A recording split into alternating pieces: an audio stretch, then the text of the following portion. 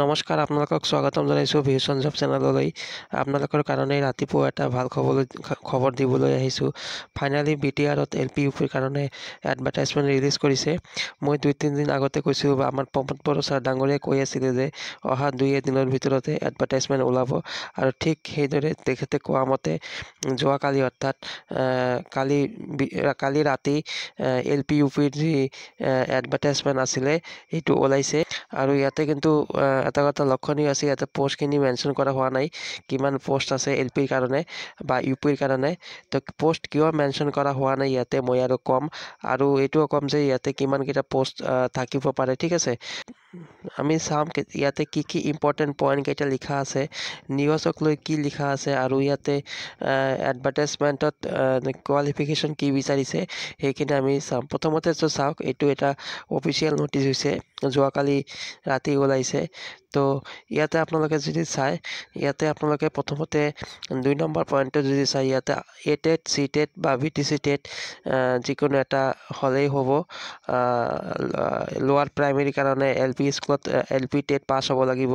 ঠিক তেনেদৰে আপোনালোকে যিটো মিডিয়ামৰ কাৰণে এপ্লাই কৰিব সেইটো মিডিয়ামত আপোনালোকে এইটো টেটত ছাবজেক্টটো থাকিব লাগিব। ছাপ'জ কোনোবা এজন যদি অসমীয়া মিডিয়ামত স্কুলত এপ্লাই কৰিব বিচাৰিছে, তেনেহ'লে তেখেতৰ টেট যিটো পাছ কৰিছে তাতে অসমীয়া এটা ছাবজেক্ট হিচাপে থাকিব লাগিব। ঠিক আছে, এনেকুৱা লিখা আছে। 4 নম্বৰ পইণ্টটো লিখা আছে, the merit list will be separated for each district and category. মানে ছেপাৰেটকৈ ডিষ্ট্ৰিক্ট আৰু কেটেগৰী ৱাইজ ইয়াতে মেৰিট লিষ্ট ওলাব। ইয়াতে লিখা আছে 18ৰ পৰা 43 ইয়াৰ্ছ, 42 ইয়াৰ্ছ বা 40 ইয়াৰ্ছ হ'ব লাগিব। 40 ইয়াৰ্ছ মানে জেনেৰেল কেণ্ডিডেটৰ কাৰণে, আৰু OBCৰ কাৰণে 43 ইয়াৰ্ছ, আৰু SCৰ কাৰণে 45 ইয়াৰ্ছ হ'ব লাগিব ইয়াতে। ঠিক আছে, এইখিনি আছিল এজ ক্ৰাইটেৰিয়া। আৰু এইটো হ'ব আপোনালোকৰ 1 জানুৱাৰী 2025। 1 জানুৱাৰী 2025ৰ আগত আপোনালোকৰ যদি আনৰিজাৰ্ভ আছে তেনেহ'লে 40 ইয়াৰ্ছ হ'ব লাগিব। যদি OBC আছে 43 ইয়াৰ্ছ হ'ব লাগিব।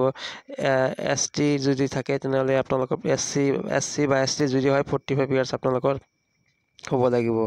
ঠিক আছে, তাৰপিছত এইখিনি পইণ্ট আপোনালোকে চাই ল'ব যে ফেমিলি নৰ্মছৰ বিষয়ে লিখা আছে, 2টাতকৈ যাতে বেছি চিলড্ৰেন হ'ব নোৱাৰে। আপোনালোকে অনলাইন এপ্লাই কৰিব পাৰিব এইটো ৱেবছাইটত education.podolland.gov.in ৱেবছাইটত গৈ 21/6/2025 পৰা 3/7/2025লৈকে, অৰ্থাৎ 21 জুন 2025 পৰা 3 জুলাই 2025ৰ ভিতৰত আপোনালোকক অনলাইন এপ্লাই কৰিব লাগিব। আৰু তাৰপিছত আপোনালোকক ইয়াতে লিখা আছে 13 নম্বৰ পইণ্টটো, the regular teacher already working in LP school under BTC DEE Assam are not allowed two apply in any post in LP school. মানে যিসকলে LP স্কুলত অলৰেডি চাকৰি কৰি আছে ৰেগুলাৰাইজত, তেখেতে নতুনকৈ LPত এপ্লাই কৰিব নোৱাৰে, কিন্তু UPত কৰিব পাৰিব। ঠিক আছে, তাৰপিছত ইয়াতে লিখা আছে A candidate can apply only one post in one district. No following this criterion will lead to cancellation of candidate.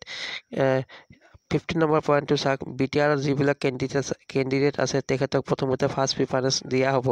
মানে BTCত বিলংছ কৰা কেণ্ডিডেটসকলক প্ৰিফাৰেঞ্চ দিয়া হ'ব।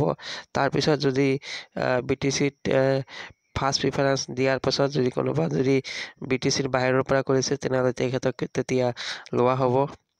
তাৰপিছত ইয়াতে 17 নম্বৰ পইণ্টটো যদি চায় তেনেহ'লে আপোনালোকে বুজিব ইয়াতে ভেকেঞ্চিৰ কথা কিয় মেনশ্যন হোৱা নাই। The vacancies may vary due to administrative reasons and a matter under sub judice before the honourable high court. তাৰমানে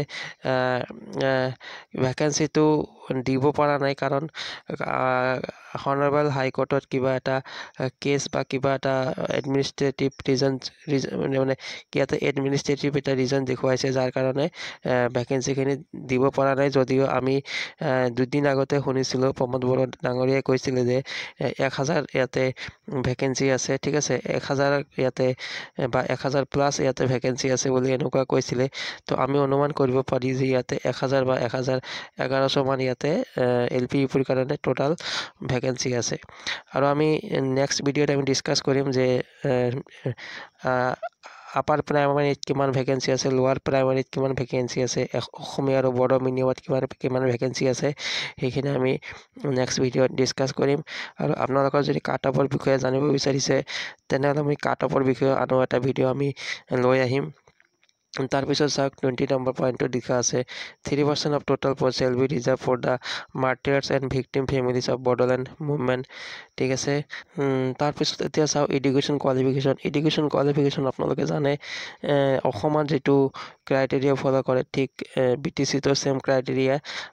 assistant teacher for lower primary কাৰণে আপোনালোকৰ হায়াৰ ছেকেণ্ডেৰী 50% হ'ব লাগিব আৰু গ্ৰেজুৱেশ্যন হ'ব লাগিব। ঠিক আছে। আৰু DLEড থাকিব লাগিব। আপোনালোকৰ Assam TET, central TET, BTC TET pass হ'ব লাগিব। হায়াৰ ছেকেণ্ডেৰীৰ পৰা আপোনালোকৰ 5% মাৰ্ক লোৱা হ'ব। গ্ৰেজুৱেশ্যনৰ পৰা আপোনালোকৰ 5% মাৰ্ক লোৱা হ'ব। টেটৰ পৰা আপোনালোকৰ 85% মাৰ্ক লোৱা হ'ব। আৰু যদি আপোনালোকৰ NCC চাৰ্টিফিকেট থাকে বা স্পৰ্টছ ৰিলেটেড কোনো চাৰ্টিফিকেট থাকে, ঠিক আছে, আৰু কালচাৰেল ৰিপ্ৰেজেণ্ট কৰা যদি কোনো চাৰ্টিফিকেট থাকে তেনেহ'লে আপোনালোকক এক্সট্ৰাকৈ 5 মাৰ্ক ইয়াতে দিয়া হ'ব। ঠিক আছে। তো এইখিনি এডুকেশ্যন কোৱালিফিকেশ্যন কথা আছিল।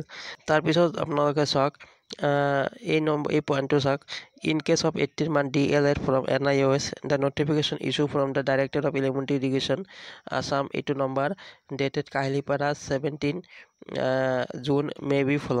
তাৰমানে 17 জুনত যিটো DEE NIOSক লৈ এটা নটিচ ইছ্যু কৰিছিলে, এই নটিচ মতে ইয়াতে এই নটিচত যিটো পইণ্ট লিখা আছে সেই ছেম পইণ্ট ইয়াতে ফ'ল' কৰা হ'ব। তো বন্ধুসকল আজি ভিডিঅ'টো ইমানতে আছিলে। মুঠতে LP UPৰ কাৰণে BTCত এডভাৰটাইজমেণ্ট ওলাইছে আৰু মই আপোনালোকক ভিডিঅ'ৰ মাধ্যমতে জনাই দিছোঁ। আপোনালোকে 21 অৰ্থাৎ আজিৰ পৰা আপোনালোকে অনলাইন এপ্লাই কৰিব পাৰিব আৰু এইটো 3 জুলাইলৈকে এপ্লাই কৰিব পাৰিব। ঠিক আছে। তেনেহ'লে আজিৰ ভিডিঅ'ত আমি ইমানতে সামৰিছোঁ। ধন্যবাদ।